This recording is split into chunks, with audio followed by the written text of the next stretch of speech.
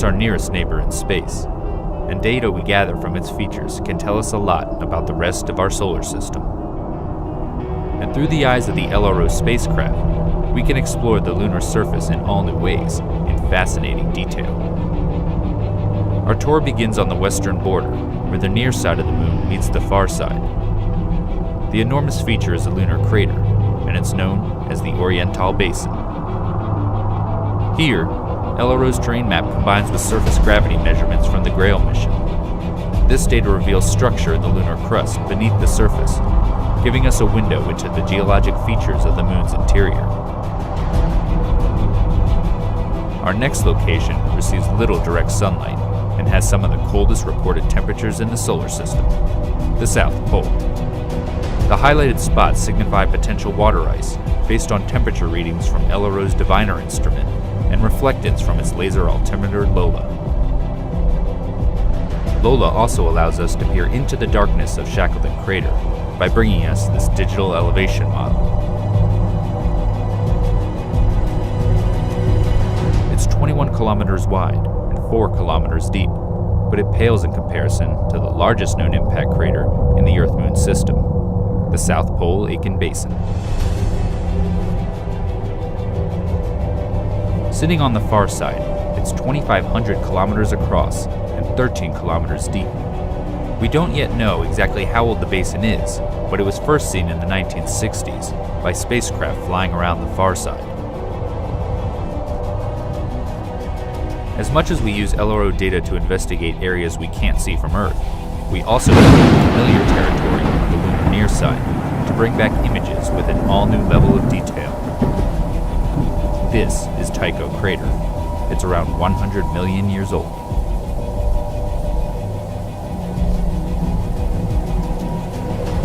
Here, the Lunar Reconnaissance Orbiter camera captures the central peak with a 100-meter wide boulder at the summit, the origins of which are still a mystery. Continuing across the moon's near side, we will arrive in an area ripe for future exploration due to the diversity of impact and volcanic materials. It features a prominent crater so bright it's not only visible through telescopes, but also to the naked eye. Welcome to the Aristarchus Plateau. Here, infrared shows the mineral pyroxene in orange and a splash of plagioclase in blue from Aristarchus crater. This region can tell us a lot about the rich volcanic history of the moon. As much as we study the moon looking for sites to visit, we also look back at places we've already been.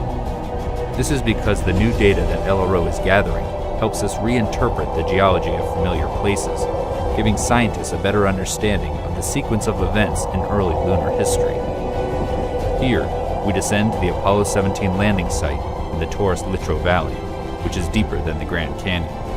The path the astronauts took over the course of 3 days is shown. The Lunar Reconnaissance Orbiter camera is even able to capture a view of the bottom half of the Apollo 17 lunar lander, which still sits on the surface, as well as the rover vehicle. These images help preserve our accomplishment of human exploration on the moon's surface. Moving onward, we make our way to our final destination. This location contains regions that exist in permanent shadow, as well as ones that bask in nearly perpetual light. It's the North Pole. Detailed terrain measurements by Lola allow scientists to model sunlight and shadow at the poles over decades and centuries.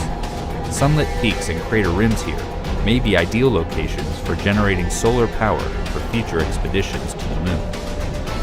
This updated visualization of the lunar landscape stands as a testament to the functionality and abilities of the Lunar Reconnaissance Orbiter spacecraft.